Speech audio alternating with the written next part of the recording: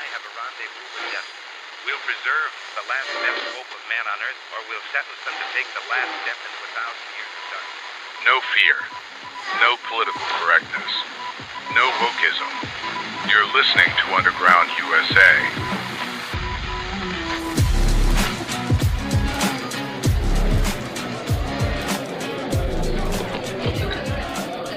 Thanks for joining us at the corner of the bar. When people used to speak of America's Marxist drift, they pointed their fingers at New York, Portland, San Francisco, maybe Los Angeles. Today, however, one state and one city within it outflanks them all in ideological extremism. Minnesota and its capital of chaos, Minneapolis. What was once the image of quiet Midwestern moderation has become the epicenter of a radically left-wing, grievance-driven, soft authoritarian culture, anchored not in reason or responsibility, but in resentment and pseudo-revolution. The political and cultural degeneration of Minnesota isn't an isolated phenomenon. It's a cautionary tale of how quickly a seemingly well-meaning state can descend into institutional capture by the radical left, the bureaucratic Marxists masquerading as progressives, and their coalition of street agitators, racial entrepreneurs, and NGO-dependent activists. The eruption of violence in Minneapolis in 2020, following the death of George Floyd, was not an uprising, as revisionist politicians later branded it. It was an abdication of governance. What began as legitimate outrage over perceived police use of force spiraled within hours into an urban war zone. Police precincts were torched. Small businesses, many minority-owned, were looted and burnt to ashes. Residents were terrorized. And in the backdrop, Mayor Jacob Frey and Governor Tim Walz watched with deer-in-the-headlights paralysis, delivering press conferences filled with hollow rhetoric about listening and healing while their city spiraled into anarchy. Rather than enforce order, these leaders appeared more afraid of offending the mob than of failing their citizens. Their capitulation wasn't just cowardice. It was the ideological decay of postmodern Marxism at work. The revolutionary left thrives on chaos. Law and order are instruments of oppression. In Minneapolis, for the first time in modern American history, we saw local government essentially side with the forces of disorder under the guise of justice. Fast forward, and you find another scandal, one quieter, but every bit as grotesque. The massive theft of public funds under the watch of Minnesota's political leaders, particularly Tim Walz and Jacob Frey. The Feeding Our Future scandal is only the surface of this crime. State agencies allowed, and by some accounts even facilitated, massive fraud schemes by politically connected groups, some composed of recently arrived Somali-instituted nonprofits, and others by indigenous organizations who exploited federal COVID relief and welfare contracts. The eventual revelation that hundreds of millions of dollars had been siphoned off for luxury purchases, property empires, and overseas transfers, potentially to terrorist organizations, barely dented the political shield protecting these scam artists. The Walz administration, rather than aggressively pursuing accountability, downplayed and deflected. The rhetoric was predictable. Any attempt to investigate was painted as Islamophobic or racist. In other words, identity politics as cover for criminal corruption. Yet the scale dwarfs even that understatement.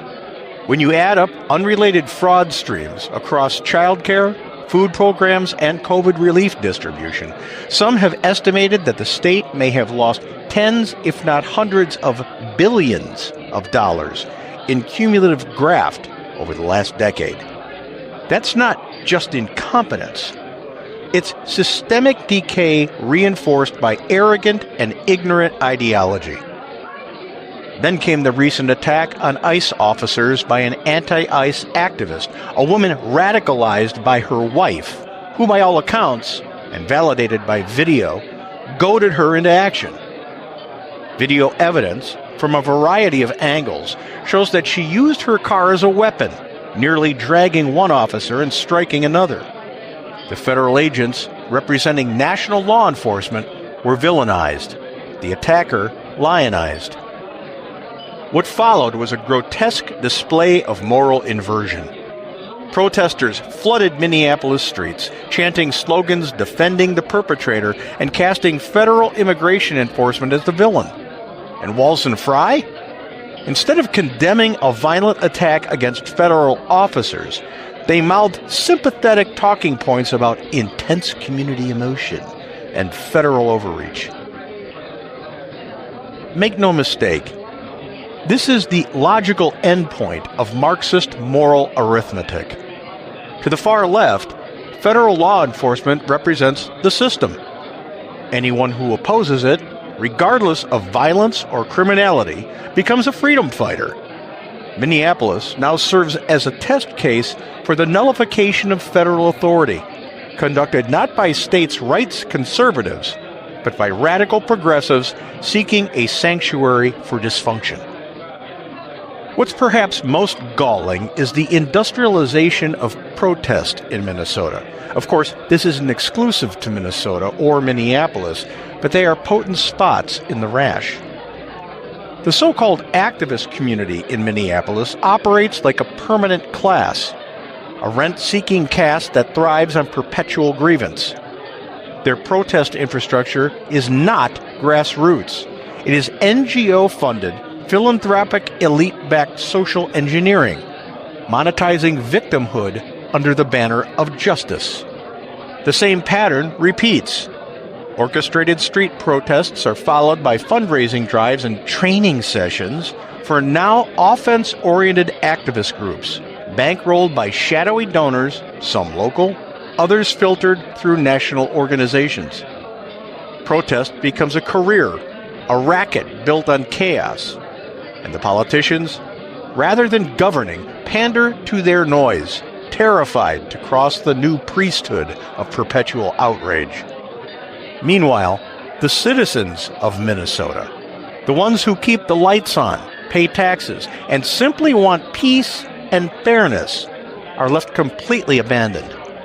Bureaucrats siphon billions, criminals are coddled, and anyone challenging the machine is vilified as far right. At some point, a nation must ask whether no one is above the law genuinely applies to all. Because in Minnesota, it seems justice depends on your skin tone, your ideology, or whether your activism advances the Marxist Progressive Democrat Party line. If a conservative had weaponized her car to assault federal agents, she'd be in solitary confinement with her face plastered across every network. But when a Marxist-aligned activist does it, she's described as struggling or misunderstood or a good mother, and crowds demand her release. Walls and Fry, the two figureheads presiding over this ideological nursery of decline, act not as executives enforcing law, but as spokesmen for the anti-law cult their cowardice and inaction enabled. Enough really is enough. Minnesotans, and Americans more broadly, must stop tolerating this unmitigated bullshit. The grievance industrial complex that claims permanent moral high ground while breaking laws, destroying communities, and siphoning public funds must face accountability, the same as anyone else. That includes the deep-pocket funders who bankroll civil disobedience campaigns that morph into violent chaos. It includes the state and city officials who turn a blind eye to corruption because the perpetrators belong to a protected group and write campaign checks. And it includes the voters who keep rewarding the same ideological arsonist asshats with re-election. Minnesota once called itself the land of 10,000 lakes. Today, it risks becoming the land of 10,000 excuses, a state where failed ideology is never blamed, only expanded. It's time for Minnesotans to reclaim their government from the Marxist clique that's hollowed it out. True equality before the law means law and order without political exemptions. America doesn't need another Portland or another San Francisco. It needs responsible governance, accountable leadership, and moral courage. So, the people of Minnesota must decide. Will they remain captives of the protest mob, or restore their state as part of the republic it once proudly belonged to? Because the truth is this: Minnesota hasn't drifted left. It's drifted into absurdity. And the only thing more dangerous than chaos in the streets is cowardice in office that enables the Marxist march. When we come back, I talk with Kyle Warren, host of America's Third Watch, broadcast nationally from flagship station WGUL AM 860 and FM 93.7 in Tampa, Florida. You're listening to Underground USA.